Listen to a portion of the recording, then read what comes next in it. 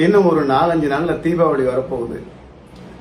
பணம் படைச்ச நாமெல்லாம் ஈசி போட்ட பெரிய பெரிய கடைக்கு போய் 10,000 15,000 துணியை எடுத்துக்கிட்டு 2 கட்டப்பை நிறைய புடிச்சுக்கிட்டு கடையை விட்டு கீழே இறங்கும் போது அந்த கடை வாசல்ல பனியஞ்சட்டி, கர்ச்சிப்பு, சின்ன சின்ன பொம்மைகள், விளையாட்டு பொருட்கள் எல்லாம் போட்டு பிளாட்ஃபார்ம் வியாபாரிகள் உட்கார்ந்துருப்பாங்க.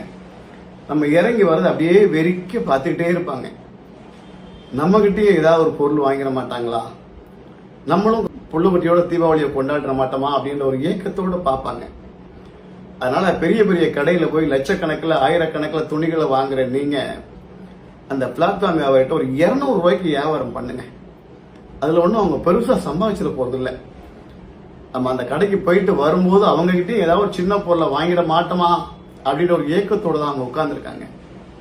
அவங்க கிட்ட வாங்குற பொருளுக்கு ஜிஎஸ்டி கிடையாது, அவங்க பொருளை போட்டு கொடுக்குற கவருக்கு பைசா கிடையாது.